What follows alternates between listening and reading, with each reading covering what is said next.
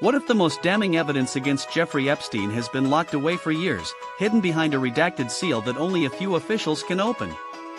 In a dim newsroom, a stack of folders stamped classified sits on a table, waiting for someone to look inside.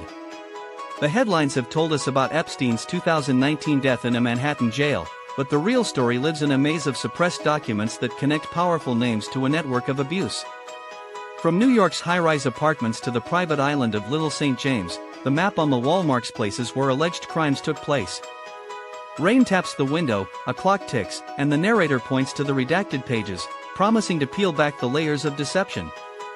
The investigation follows three key dates.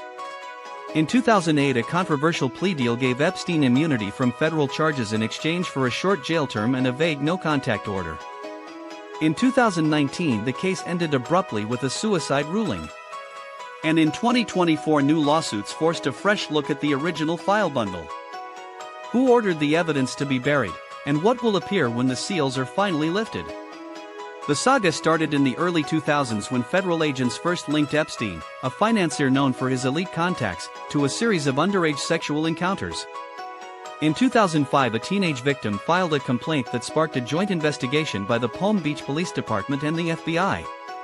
The result was the 2008 non-prosecution agreement that granted Epstein immunity, a 13-month jail sentence and a no-contact order. Critics, including then U.S. Attorney Alexander Acosta, called the deal the most lenient ever for such crimes. The agreement also forced victims to sign confidentiality waivers, effectively silencing their testimony and sealing away key evidence. When the scandal resurfaced in 2018, journalist Julie K. Brown kept digging. One of the most telling pieces came from the flight logs of Epstein's private Gulfstream jet. On an August night in 2015, the plane landed on Little St. James carrying a well-known hedge fund manager, a senior aide to a former president, and a 16-year-old girl who later said she never learned why she was there.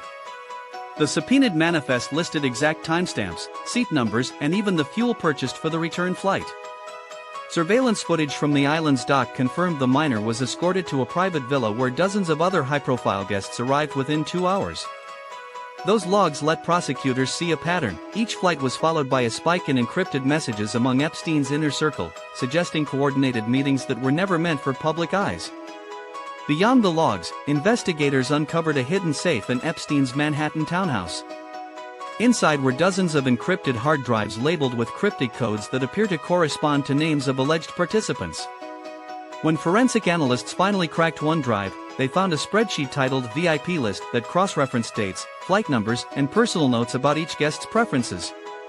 Dr. Lena Ortiz, a cyber forensics expert, testified that the encryption was on par with what intelligence agencies use, indicating a deliberate effort to keep the data out of reach.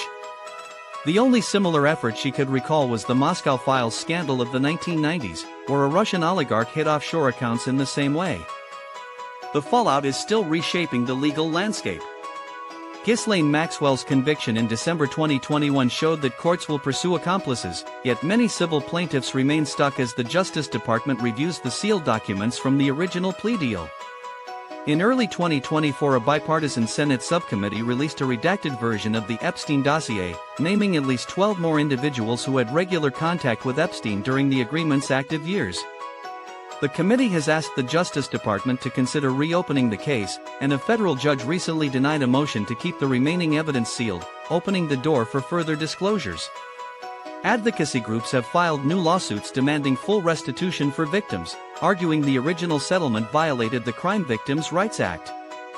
Prosecutors are also looking into whether any current public officials knowingly helped, a prospect that could trigger resignations and push for reforms on plea bargaining in sexual exploitation cases. If this deep dive sparked your curiosity, let us know in the comments which part of the investigation you think needs the most scrutiny. Subscribe and ring the bell so you don't miss any updates on this evolving story. Your engagement helps us bring more investigative content to light, and together we can keep the conversation going.